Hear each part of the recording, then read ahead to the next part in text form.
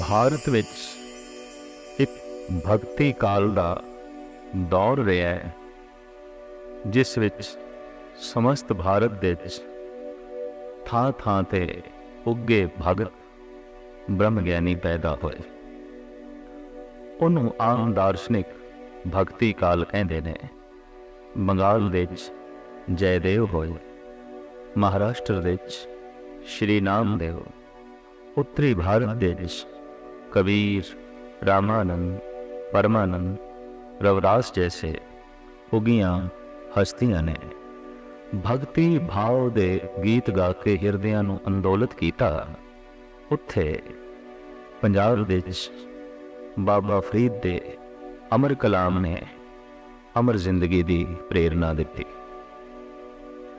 ਭਗਤ ਸਿਰਮੌਰ ਸ਼੍ਰੀ ਰਵਿਦਾਸ ਜੀ ਮਹਾਰਾਜ ਚਮਾਰ ਘਰਾਣੇ ਨਾਲ ਤਾਲੁਕ ਰੱਖਦੇ ਨੇ, ਔਰ ਉਸ ਜ਼ਮਾਨੇ 'ਚ ਜਦ ਆਪ ਨੇ ਭਗਤੀ ਭਾਵਨਾ ਦੇ ਗੀਤ ਆਰੰਭ ਕੀਤੇ, ਸ਼ੂਦਰਾਂ ਲਈ, ਖਾਸ ਕਰਕੇ ਚਮਾਰਾਂ ਲਈ ਧਾਰਮਿਕ ਮੰਦਰਾਂ ਦੇ ਦਰਵਾਜ਼ੇ ਬੰਦ ਸਨ। ਪੁਰਬਲੇ ਸੰਸਕਾਰਾਂ ਦੇ ਕਾਰਨ ਰਵਿਦਾਸ ਜਨਮ ਤੋਂ ਹੀ ਭਗਤੀ ਭਾਵ ਤੇ ਹਲੀਮ ਤਬੀਅਤ ਦੇ ਮਾਲਕ ਸਨ।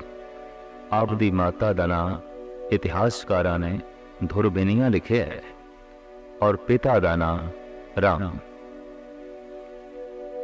ਜਨਮ ਤੋਂ ਹੀ ਸੀਲ ਸੁਭਾਅ, ਹਸਮੁਖ, ਹਲੀਮ ਤਬੀਅਤ ਆਪ ਦੇ ਬਚਪਨੇ ਦੇ ਨਿਖਾਰ ਤੇ ਗੁਣ ਸਨ। ਸਹਿਜੇ ਸਹਿਜੇ ਉਮਰ ਦੇ ਵਧਣ ਦੇ ਨਾਲ ਨਾਲ ਆਪ ਦਾ ਭਗਤੀ ਭਾਵ ਵੀ ਵੱਧਦਾ ਗਿਆ, ਆਪ ਦਾ ਈਸ਼ਵਰੀ ਗਿਆਨ ਵੀ ਵੱਧਦਾ ਗਿਆ, ਔਰ ਆਪ ਦੀ ਈਸ਼ਵਰੀ ਲਗਨ ਨੇ ਵੀ ਵਾਧਾ ਕੀਤਾ। ਪੇਸ਼ੀ ਕਰਕੇ ਚੌਂਕੇ ਪਿਤਾ ਚਮਾਰ ਸਨ, ਔਰ ਚਮੜੇ ਦਾ ਕੰਮ ਕਰਦੇ ਸਨ, ਨਵੀਆਂ ਜੁੱਤੀਆਂ ਬਣਾਉਂਦੇ ਸਨ, ਔਰ ਮੁੱਢ ਢੋਰਾਂ ਦਾ ਚਮੜਾ ਲਾ ਕੇ ਖਲੜੀ ਪਕਾ ਕੇ ਉਹ ਬਕਾਇਦਾ ਚਮੜੇ ਦਾ ਵਪਾਰ ਵੀ ਕਰਦੇ ਸਨ। ਸ਼੍ਰੀ ਰਵਿਦਾਸ ਨੇ ਵੀ ਪੇਸ਼ਾ ਪਿਤਾ ਤੋਂ ਹੀ ਅਪਣਾਇਆ, ਲਿਹਾਜ਼ਾ ਆਪ ਨੇ ਬਰਾਸ ਦੀ ਚੌਕ ਵਿੱਚ ਬੈਠ ਕੇ ਜੁੱਤੀਆਂ ਗੰਢਣਾ ਇਹ ਪੇਸ਼ਾ ਅਖਤਿਆਰ ਕੀਤਾ। ਲੇਕਿਨ ਕਮਾਲ ਦੀ ਗੱਲ ਇਹ ਹੈ ਕਿ ਆਪ ਦਾ ਇਹ ਧੰਦਾ ਵੀ ਧਰਮ ਹੀ ਸੀ। ਜਿਤਨੀ ਦੇਰ ਦੇ ਵਿੱਚ ਆਪ ਲੋੜਵੰਦੀ ਜੁੱਤੀ ਗੰਢਦੇ ਸਨ, ਉਤਨੀ ਦੇਰ ਵਿੱਚ ਪ੍ਰਭੂ ਗੀਤ ਸੁਣਾ ਕੇ, ਪ੍ਰਭੂ ਚਰਚਾ ਸੁਣਾ ਕੇ ਅਗਲੇ ਦਾ ਦਿਲ ਦਿਮਾਗ ਵੀ ਪ੍ਰਭੂ ਨਾਲ ਗੰਢ ਦਿੰਦੇ ਸਨ। ਜੁੱਤੀ ਗੰਢਣਾ ਤੇ ਦਿਲ ਦਿਮਾਗ ਨੂੰ ਪ੍ਰਭੂ ਨਾਲ ਗੰਢਣਾ ਇਹ ਇੱਕੋ ਹੀ ਸਮੇਂ ਚੱਲਦਾ ਸੀ। ਧੰਦੇ ਦੇ ਉੱਤੇ ਧਰਮ ਦੀ ਮੋਹਰ ਸੀ, ਜਿਸ ਕਰਕੇ ਧੰਦਾ ਪਵਿੱਤਰ ਹੋ ਗਿਆ ਸੀ, ਪਾਵਨ ਹੋ ਗਿਆ ਸੀ। ਆਪ ਨੇ ਆਪਣੀ ਬਾਣੀ ਵਿੱਚ ਆਪਣੇ ਪੇਸ਼ੇ ਨੂੰ ਤੇ ਆਪਣੀ ਜ਼ਾਤ ਨੂੰ ਛੁਪਾਇਆ ਨਹੀਂ ਹੈ। ਆਪ ਸਾਫ਼ ਕਹਿੰਦੇ ਨੇ, ਮੇਰੀ ਜਾਤ ਕਮੀਨੀ, ਪਾਤ ਕਮੀਨੀ, ओछा जन्म हमारा, तुम शरणागत राजा रामचंद कहे रविदास चमारा। ਇਹ ਗੱਲ ਵੱਖਰੀ ਹੈ ਕਿ ਹਰ ਜ਼ਾਤ, ਹਰ ਵਰਨ ਦੇ ਵਿੱਚ ਭਗਤ ਬ੍ਰਹਮ ਗਿਆਨੀ ਪੈਦਾ ਹੋਏ, ਲੇਕਿਨ ਇਸ ਦੇਸ਼ ਦੀ ਵਿਪਰੀਤੀ ਅਨੁਸਾਰ ਬਣਾਇਆ ਹੋਇਆ ਵਰਨ ਵੰਡ, ਉਹਦੀਆਂ ਜੜ੍ਹਾਂ ਇਤਨੀਆਂ ਮਜ਼ਬੂਤ ਸਨ ਕਿ ਅਗਰ ਕੋਈ ਚਮਾਰ ਘਰਾਣੇ ਵਿੱਚ ਬ੍ਰਹਮ ਗਿਆਨੀ ਪੈਦਾ ਹੋ ਜਾਏ ਤਾਂ ਚਮਾਰ ਹੀ ਅਕਸਰ ਉਸ ਦੇ ਆਲੇ ਦੁਆਲੇ ਬੈਠਦੇ ਸਨ, ਬਾਕੀ ਦੂਰ ਹੀ ਰਹਿੰਦੇ ਸਨ, ਔਰ ਇਹ ਅੱਜ ਤੱਕ ਵੀ ਦੇਖਣ ਨੂੰ ਮਿਲਦਾ ਹੈ। ਤਮਾਮ ਜੁਲਾਹੇ ਕਬੀਰ ਦੇ ਕੋਲ ਜਾ ਬੈਠੇ, ਔਰ ਇਸੇ ਤਰੀਕੇ ਨਾਲ ਛਿੰਬਿਆਂ ਨੇ ਨਾਮਦੇਵ ਨੂੰ ਆਪਣਾ ਧਾਰਮਿਕ ਮੁਖੀ ਮੰਨ ਲਿਆ। ਇਹ ਵੀ ਇੱਕ ਤਰੀਕੇ ਨਾਲ ਉਹ ਜੋ ਬਣੀ ਹੋਈ ਵਰਨ ਵੰਡ ਦੀ ਪਰੰਪਰਾ ਸੀ, ਉਹਦੀ ਹੀ ਸੂਖਸ਼ਮ ਰੂਪ ਵਿੱਚ ਮਨੋਧ ਹੈ। ਦਰਅਸਲ ਮਨੁੱਖ ਜ਼ਿਆਦਾ ਧਨ ਤੋਂ ਪ੍ਰਭਾਵਿਤ ਹੁੰਦਾ ਹੈ। ਧਨਵਾਨ ਘਰਾਣੇ 'ਚ ਅਗਰ ਕੋਈ ਬ੍ਰਹਮ ਗਿਆਨੀ ਪੈਦਾ ਹੋਇਆ ਹੈ ਤਾਂ ਫਿਰ ਉਹ ਅਵਤਾਰ ਕਹਿਲਾਇਆ ਹੈ, ਤੇ ਗਰੀਬ ਦੇ ਘਰ ਵਿੱਚ ਅਗਰ ਕੋਈ ਬ੍ਰਹਮ ਗਿਆਨੀ ਪੈਦਾ ਹੋਇਆ ਹੈ ਤੇ ਉਹਨੂੰ ਭਗਤ ਤੇ ਮੰਨਿਆ ਹੈ। पर बहुत लंबी चौड़ी इकट्ठ भीड़ उसके आले दुआले इकट्ठी नहीं हो सकी। महात्मा बुद्ध दे लालों रविदास का ज्ञान घट नहीं है, श्री राम दे नालों रविदास की सोचनी ते मर्यादा घट नहीं है। कृष्ण दे गीतां नालों रविदास दे गीत कोई कमजोर नहीं है, पर वो राजघरानियां नाल ताल्लुक रखते ने, राजपुत्र ने। इस वास्ते वो अवतार कलाए। ये चमार घराने च पैदा होया, चमारा का पुत्र है। भगत मनिया भी तां भी बहुत टेढ़े विंगे ढंग नाल। आम भगतां दी तरह आप दा जीवन भी अनेकां तरह दे संघर्ष तो लंघिया। समाजिक सतल दा संघर्ष खड़ा हो गया और धार्मिक विरोधता भी करने वास्ते तरह तरह के प्रलोभ आड़े आए।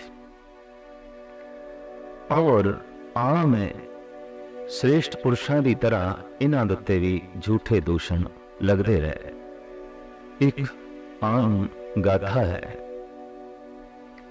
कि आप दे गीतां तो आप दीयां विचारां तो प्रभावित हुई झालावाड़ दी महाराणी। उसने झालावाड़ आप नूं बुलाया। रविदास जी उसकी भक्ति भावना वेख के, उसकी श्रद्धा वेख के पहुंचे। रविदास की आमद दे झालावाड़ की महाराणी ने ब्रह्म भोज किया, तमाम ब्राह्मणों नूं न्योता दिता। तमाम ब्राह्मण पुजे, लेकिन जब ब्राह्मणों नूं पता चलिया कि जिसनों बुलाया गया ते जिसदे गीत ते विचारां तो प्रेरित होके ये सारा समारोह रचिया गया है, वो तो एक चमार है, वो तो शूद्र है, तो विरोधता में खड़े हो गए और कहने लगे जितने तक इस चमार चों, इस चमार नूं महल चों कढ़िया नहीं जांदा, असी भोजन नहीं छकांगे, असी दक्षिणा नहीं लवांगे। महाराणी दुबदा च पै गई। जे भगत नूं रखदी है ते ब्राह्मण रुस के जांदे ने, ते जे ब्राह्मणां नूं रखदी है तां फिर भगत दा सत्कार नहीं रहिंदा, भगत दा सन्मान नहीं रहिंदा। इस तरह दी दुबदा विच पई हुई महाराणी नूं वेख के रविदास ने कह दिता, अच्छा मैं इस ब्रह्म भोज दी पंक्ति विच नहीं बैठदा, और एक पासे हो गए। लेकिन जब ब्राह्मण भोजन छकन लगे पंगत विच बैठ के, ते की देखते ने एक एक ब्राह्मण दे नाल रविदास बैठा है। ये कला वेख के सारे ब्राह्मण रविदास दे पैरी आगे पे। इत्थे ही रविदास नूं कहना पिया, ऐसी लाल तुझ बिन कौन करे, गरीब निवाज गुसैया मेरो माथे छत्र धरे। हे प्रभु, मैं ते एक नीच सी अछूत सी, जंग की छोट जगत को लागे तां पर तो ही धरे। जिसदी छोट लोकी मंदे सन, जिन्हों अछूत करके लोकी ठुकरांदे सन, उहदे सिर दे उत्ते तो मान सन्मान दा छत्र रख दिता। इस तरह की मान वड़ियाई परिपूर्ण परमात्मा ने रविदास नूं बख्शिश की थी। और हकीकत है कि भगतां नूं हमेशा ही प्रभु सन्मान देंदा रहा, वड़ियाई देंदा रहा। एक दफा बनारस विच आप दी ब्राह्मणां नाल चर्चा हुई, चर्चा की मुठभेड़।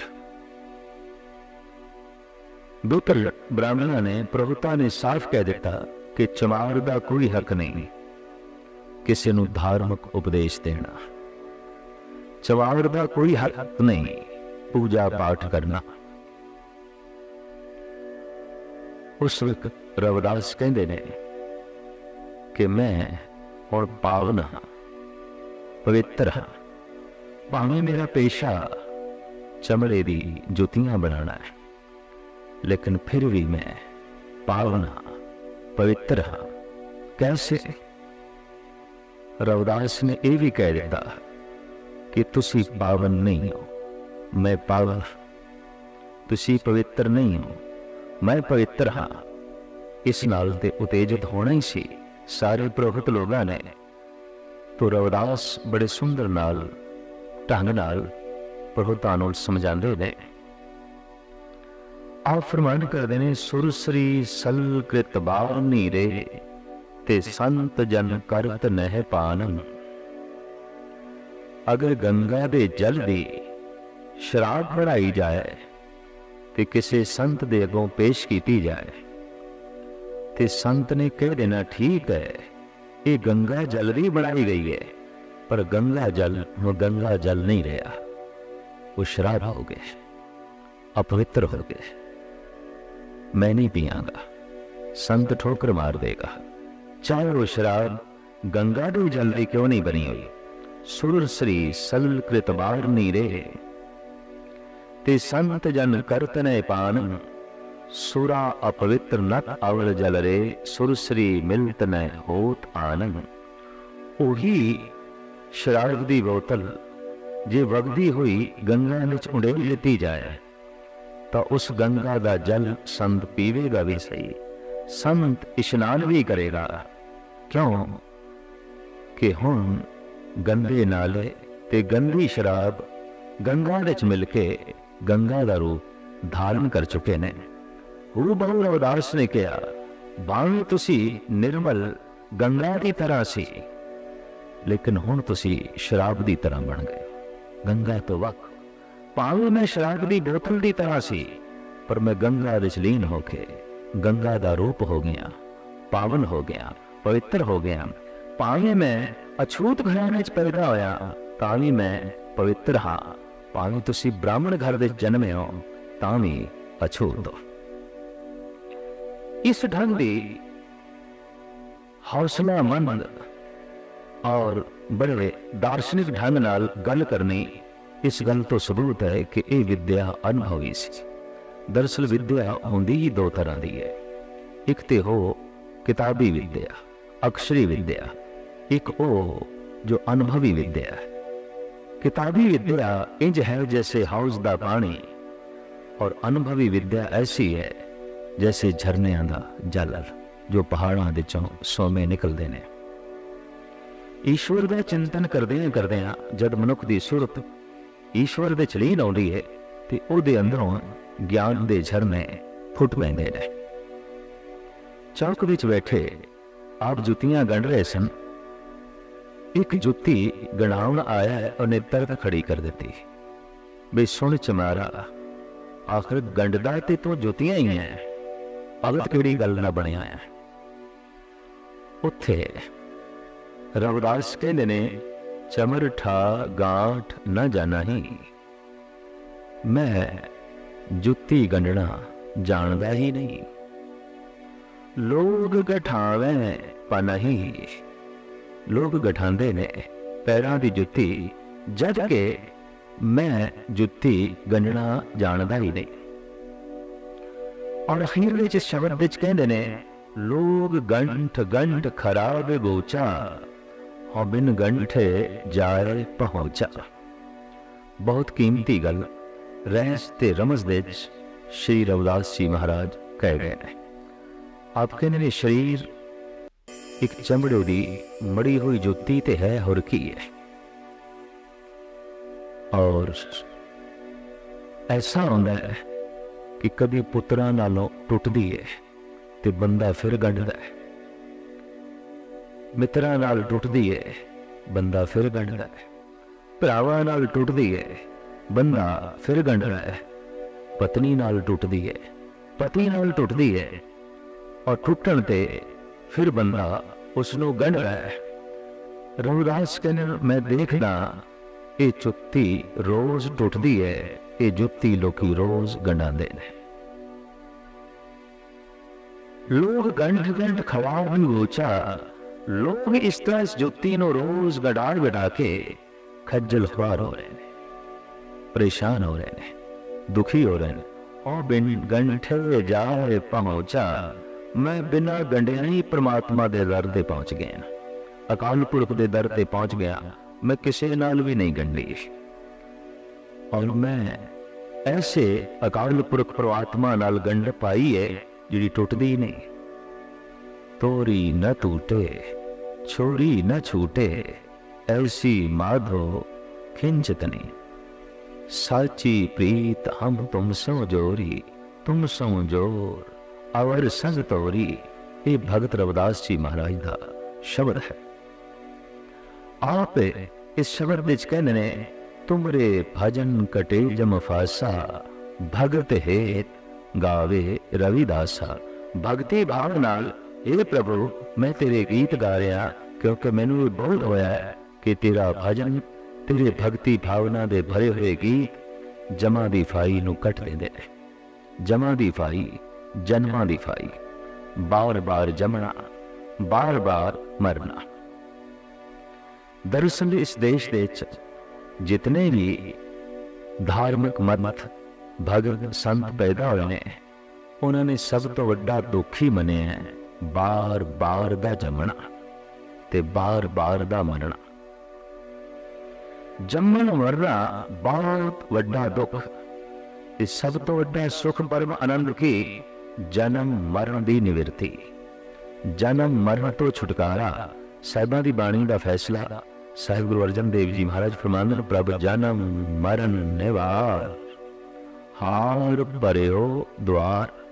दरअसल इसमें सब तो वड्डा दुख क्यों मनिया गया?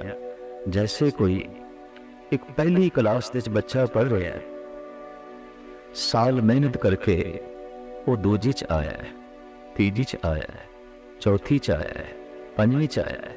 इस तरह लगातार 9-10 साल मेहनत करके अज बैठा है 10वीं क्लास दे, ते उसनूं कह दिता जाए बई कल तो तू पहली क्लास दे बैठ। जिहड़ियां किताबां पढ़ चुके हैं वो फिर पढ़, जिन्हां क्लासां चों तू लंघ चुके हैं फिर लंघ। ये तो उस बच्चे लिए सब तो वड्डा दुख है, ये तो उस बच्चे लिए सब तो वड्डा कलेश है। मनुख दा जन्म होंदा है, पंगूड़े च खेडदा है, दुध चोंगदा है, अचेत अवस्था दे च पिया रहिंदा है, सहजे सहजे वड्डा होंदा है, खिडौणियां नाल खेडदा है, होर वड्डा होंदा है, बाल सका छोटे छोटे बालकां नाल खेडदा है, होर वड्डा होंदा है, स्कूल जांदा है, विद्यालय जांदा है, विद्या पढ़दा है, फिर जवान होंदा है, विआहिया जांदा है, फिर उसदे बच्चे होंदे ने, कम धंधियां दे च ये प्रवृत्त होंदा है, सुख दुख दे च ये जीवन बतीत करदा है। अज बुढ़ा हो गया है ते फिर अज मरण लग्या है, ते इनू हुण कोई आखे तू मर के फिर बच्चा बनना है, तू फिर खिडौणियां दी खेड खेडनी है, तू फिर अचेत अवस्था विच पिया रहना है, तू फिर छोटे छोटे बच्चों नाल खेडना है, तू फिर सहजे सहजे वड्डे होकर विद्यालय जाना है, तू फिर जवान होना है, तू फिर विआह जाना है, तू फिर कम धंधियां विच प्रवृत्त होना है, ते इस तरह दुख सुख दे जीवन बतीत करदा तू फिर बुढ़े होना है, ते तू फिर मर जाना है। ये तो सब तो वड्डा दुख है। जिन्हां क्लासां चों लंघ चुके हैं उन्हां चों फिर लंघीए, जिन्हां किताबां नूं पढ़ चुके हैं वो फिर पढ़िए। भगत रविदास जी महाराज ने ये प्रार्थना की थी, बहुत जन्म बिछरे थे माधो, ये जन्म तुम्हारे लेखे, कह रविदास आस लग जियूं, चिर भयो दर्शन देखे। हे प्रभु बहुत जन्म मैं बिछड़िया ही रहा, जमदा रहा, मरदा रहा, जन्मदा रहा, मरदा रहा। भारत विच जितने भगत संत पैदा हुए हैं उन्होंने इस ढंग नाल पुनर्जन्म नूं मनिया है। ते भारत तो बाहर अगर किसी ने पुनर्जन्म नूं मनिया है तो वह केवल सूफी फकीर ही ने। जैसे कि शमस तबरेज का कहना है, बाज आमदम ता यार रा मेहमा कुनम, मैं बार बार इस दुनिया ते आया ताकि खुदा नूं अपने घर का मेहमान बना सका, अपने घर विच लिया सका। ते शमस तबरेज कहने मेरा हर जन्म व्यर्थ चला जाता रहे। वो तो इत्थे तक कहते हैं कि जब मैं सुरत नूं पिछे लै जाना तो मैनू 9 मावां दिखाई देंदियां ने जिन्हां दी गोद विच मैं खेड चुकिया, जिन्हां ने पाल पोस के मैनू वड्डा कीता सी। सुरत होर पिछे कीती जाए तो होर अनेकां मावां भी दिखाई दे सकदियां ने। दरअसल अध्यात्मिक शक्ति नाल जब बंदा सुरत अगे करता है तो भविष्य की गल कर सकता है, पिछे करे तो वह भूतकाल की गल भी कर सकता है। जैसे कि गुरु गोबिंद सिंह जी महाराज ने विचित्र नाटक की कथा विच साफ किया है कि मैं हेमकुंड दा तपीश्वर सी, मैं उत्थे बैठ के तप करता रहा। ये साहिबां दा पिछोकड़ है। आप पिछोकड़ दे ऋषि सन, तपीश्वर सन, जपीश्वर सन और वह भी हेमकुंड दे जपीश्वर, हेमकुंड दे तपीश्वर। एक गल स्पष्ट हो गई, अध्यात्मिक शक्ति नाल अगां पिछां वेख्या जा सकता है। तो रविदास भी पुनर्जन्म का पूरा बोध रखते ने, ज्ञान रखते ने। समस्त वरेस कहते ने कि मेरा हर जन्म इस ढंग नाल निष्फल चला गया। एक दिन ऐसा होया कि जिसनों मैं आवाज़ां मारदा सी, जिन्हों अपने मैं हृदय दे घर विच मेहमान बनाना चाहता सी, वो मेहमान बनन लई राजी हो गया। मेरी खुशी की कोई इंतहा ना रही और प्रभु वो खुदा मेरे नाल चल के मेरे द्वार तक आया। मैं क्या अंदर प्रवेश करवाओ? खुदा ने कहा नहीं, अंदर वेख मेरे बैठने की थां है कि नहीं। कहते ने समस्त अंग्रेज अंदर जाती जद मारते ने ते जिस सिंघासन ते बिठाना सी खुदा नूं, उत्थे क्रोध बैठा, उत्थे लोभ बैठा, उत्थे हंकार बैठा है। ते जद धक्के मार के रविदास समस्त अंग्रेज उन्हां नूं कढदे ने ते खुदा नूं कहंदे ने आ अंदर। इतनी देर च हुंदा कि वो कढे होए फिर अंदर आ जाते हैं और उस सिंघासन ते बैठ जाते हैं। इस झगड़े विच समस्त अंग्रेज कहते ने मेरी जिंदगी व्यर्थ चली गई। हकीकत है कहत कबीर पंच को झगड़ो, झगड़त जन्म गवाया, झूठी माया सब जग बांधया, मैं राम रमत सुख पाया।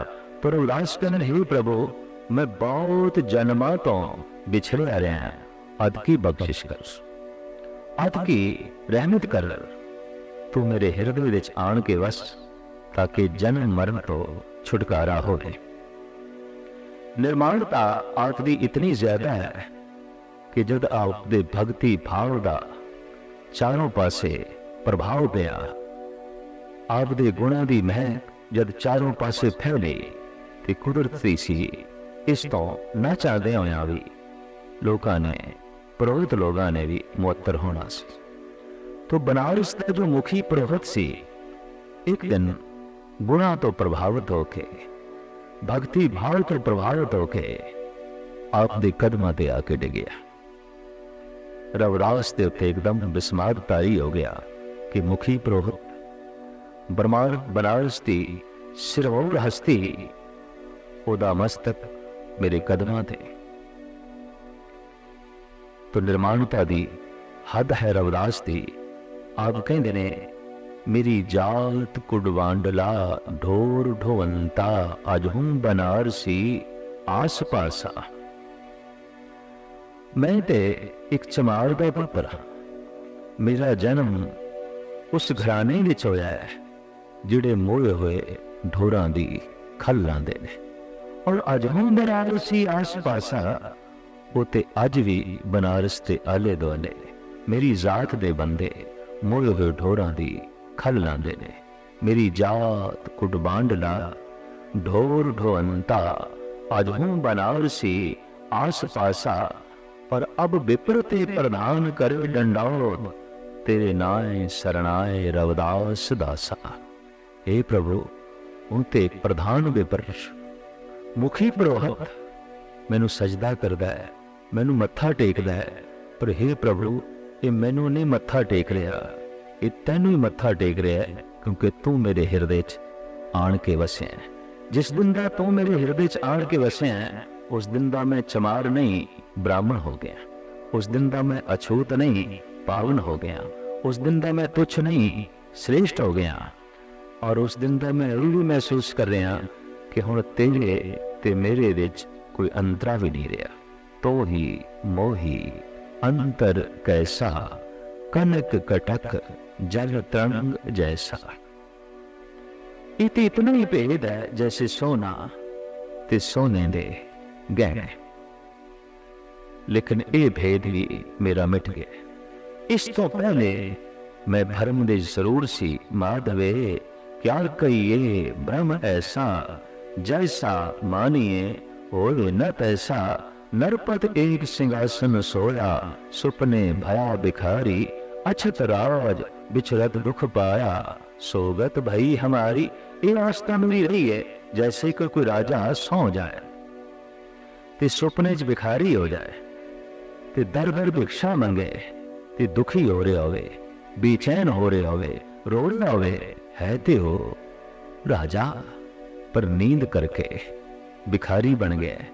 है ते हर मनुख राम दी ही अंश, प्रभु दी ही अंश, पर अज्ञान वश होके अपने आप नू ये शरीर समझ बैठा है और जन्म मरण दे दुख नू सहारन वाला मन बैठा है, संसार दियां विपतावां सहेड़ बैठा है।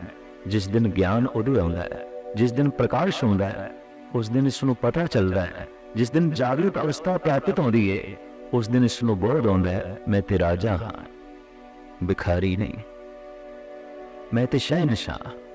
तो नरपत एक सिंहासन सोया, सुपने भया भिखारी, अछत राज बिछरत दुख पाया, सोगत भई हमारी। राज भयंग प्रसंग जैसे हैं, अब कुछ मर्म जनाया, अनेक कटक जैसे बोल परे अब कहते कहन ना आया। बड़ा सुंदर उदाहरण देता है कि गली दे चों एक मनुख लंघिया जा रहा है, रस्सी पई है, अंधेरा है, तो अंधेरे ने भरम पैदा किया, भरम ने रस्सी नू सप बना दिता, ते जद रस्सी सप बन गई तो सप ने डर पैदा कर दिता, ते जद डर पैदा हो गया तो चलना रुक गया, सफर रुक गया। किसी ने लालटेन आके जलाई ते लालटेन दे रोशन होंदियां अंधेरा चला गया, अंधेरा चला गया, भरम चला गया, भरम चला गया तो सप भी चला गया, सप चला गया तो डर भी चला गया, और डर चला गया तो सफर दा जो है होना भी जारी हो गया। कदम चलने आरंभ हो गए, पैर रुके हुए चल रहे। श्री रविदास जी महाराज कहते ने इस तरह भरम विच मैं रहा, पर हुण ये भरम दी निवृत्ति हो गई है। हुण ते हे प्रभु तो ही मोही अंतर कैसा, कनक कटक जल तरंग जैसा। हुण ते मैं तेरा रूप हो गया, तू मेरे अंदर की बैठा है कि मैं तेरा ही रूप हो गया। भावें मैं अछूत सी, पर हुण मैं पावन हो गया।